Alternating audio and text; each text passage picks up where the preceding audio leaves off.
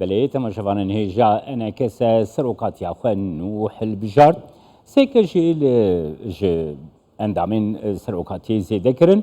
پیودار فرمی یه انجمنان اجتماعی کردی سوریه انکس فیصل یوسف میوانی منن جه قامشلوی سلاو بوده که فیصل گلک جارا ما هف پیون کرنه لیوی جاری وکی پیودار فرمی انکس پیروز دکم دست پیکده هر وها که فیصل دخوازم بزانبم یعنی دناف خلکی ده اویکتی آخافتن دبیشن چما ده سروکاتیا انکسی ده جه عفرینی جه کوبانی نینن چما نینن بله برسفاته ور بکنم فرمو که فیصل دستپیکی سپاس ترى قضايا كردستان 24 وهيفيت كم وقبريجي تشتكي نادي باش فضائية وجارة كدي تريجي أم آريكار بن بهفدورة بيقونا غانودا جبر أم جيل برويق وأم كاري فخر تربكن أكتيف تربكن سرپرساتا ياغو تقوت مسألة چماش كوبانينين چماش عفرينينين از دبيجم عفريني وكوباني ئەمینداریە گشتیش خوا وەکەت بێژێتێ دەبەشدارن مەسەلا دەستا سەرۆکاتیە مەسەلەک ناوەندیە ینی ژێ تەڤایی ئەنجومەنێ تێ هەڵبژارتن وەکیلی ترێ ینی ئەو گۆتە ینی نەتەنێ هەرەمێ کۆبانێ و عەفرینێ تێتنەنە ینی وەختێ بێ مەسەلەک هەرەمی گەلک هەرەم هەنە لێ ئەم دخوازن ینی ئەنجومەن ناونیشانەکەش داخوازێ ملەتێ کورد تمامیرە لە عەفرینێ کۆبانێ الجزيرة تبي هرمي تمامي سرانسري سوريا وكيزك سركي جدناب اوبوزيسيوني دا هبيت كن روجيتي هگر بي كي ماي شي امكار من جهه داغرن مثلا قال لك تايبته يعني الجمع مثلا عفرين جي كوباني جي جواتي تايبت بابدورت كن نريني وا غهداريت كن ام تشتي خو واجب رد بيجن مثلا د سیاسروکاتی جارك ديد بيجم ئەمینداریە گشتی ئەنجومەن تەفتێ دەبەشدارن ئەڤناژی مەسەرەک ناوەندیە وەک ناونیشانەکێ داخوازێ ملەتێ کورد و بەرەوانیت بەر ملەتێ کورد تمامی دە ئەنجومەندکێ ژبەر ولۆژی ئێگۆ تێ دەبەشدار بێ بەرپرسەت بەر ملەتێ کورد یانی کاری ملەتێ کورد تمامی دە بلێکێک فەیسەل یعنی هەر لە مژارە عەفرینێدا ئەم بمینن ژبەر و ئەنەکەسە پرۆژەیەک ژی دابوو پێشاخە گۆ مژارە عەفرینێدا خاباتين زيادة تربكة بيشتي هالبجارتنا دستيا سروقاتي شي قالوا خاباتين ودي شرشوية بروجيا مجارة عفرين دي بردوام با اكتيف تربة دوي درباري دا قاهدار يانش تبر بقرم يعني مثلا عفرين الجمع جوختيقو اموك بارتين كردي يكش هرمي كردي ايغو وقت بيجي ام سرسكني نبري انجومني وبري ثورة سوري وايروجي ام سرسكنن بو هبونا ما وبرفاني امد بر عفريني دا وقت بشك سركش هرمن كردي سوريا دا ام بردوام انتي دا اكتيف كرنا كاري مد هرمي عفريني دا ايروجي ونزارن يعني وضعك اوك هادن دروي عفريني دا مثلا كومي تشك دارن مسألة لشكرية تركيها أو ديها بسبب يعني مثلا كاري انجوماني تيدا نوقتي خستن لي اب جسري صالي وفرده يعني بتايبتي جي بشتي مثلا يعني او تشتيغو عرضها جاغو الجندريسي تشيبو بشتراو كوم كجياغو تشيبو بريارا ما وك انجومان ام خباتا كي بكن ام بربي بدن جو جي انجوماني دور ذهبي کاری خو اکتیو کې خورت کې دریګو ام کاربن هگر دریا اتیلا فیربه هگر دریاګو ام کاربن دنګي خو بګینن ام تخوازن حتى انها هي او تشتيګو ام تخوازن يعني اوفيسي انجومني جو ام ذكن برنګه کی فرمی هي او کار نهاتيه لکاروباري انجومني وي ام دنسر هفدو اموانا کارو خباتي بهفدورت کن ولو هيفي معنا وامولو جبر بيدن جوي کاری ما د قوناغاتي دوي بهتر پیش وهري باريكاري عملتي ما حوالي ما پارتين د انجومن الوي دي كسي سرخوي ولات باريس قومي كاربن بدنا پیش كيف انها يعني روشة العفريني باوايكي برفرح وكي كرسان بيستو شارجي متشوبينن يعني داخوازكي برفرح لعفريني هيا طيبتي يعني بشتي چونا دزگاه خیرخوازیا برزانی جی اوینی گوهاتی دیتن جی قالوا انا كسا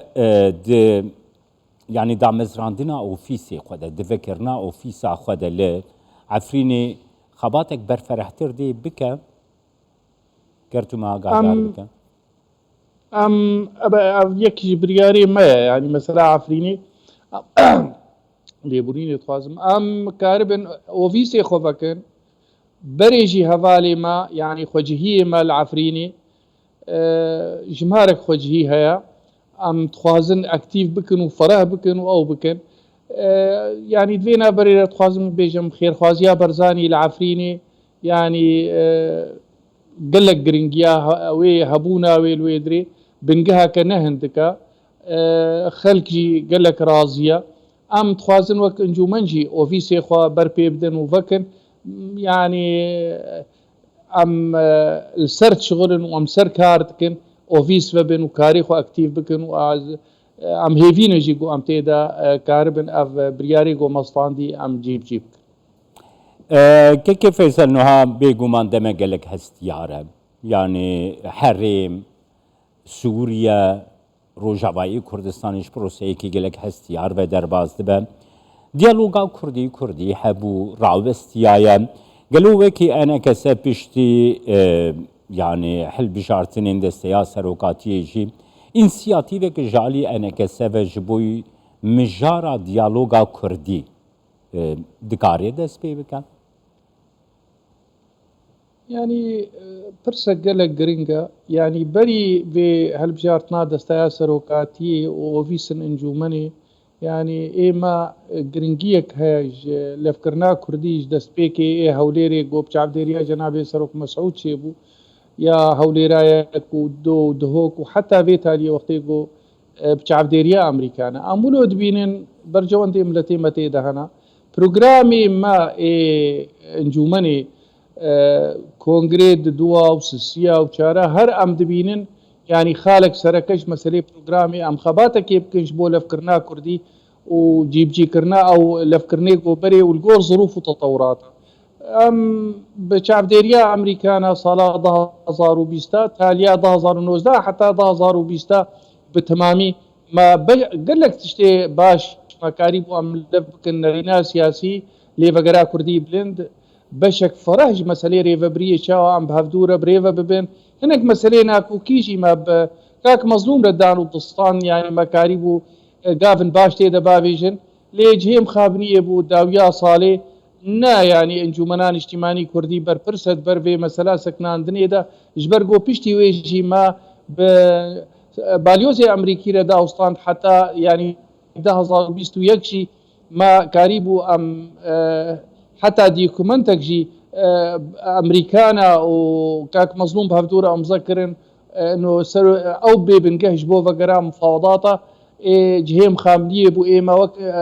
آلية خوا وقت از بيجم جهيم خامنية آلية دي قبول نكر ايما ما اريكريا وحتى ايروجي ام اريدكن اواقو تدبيجي دست پیشخري يعني دست پیشخري اما پروگراما ما سياسي ام بين برجوان دي ملتي ماقو ام لف بكن ام دبينن بديالوكي ام كارن هر تشتي ام بگهنا لفكرنا كي هاگر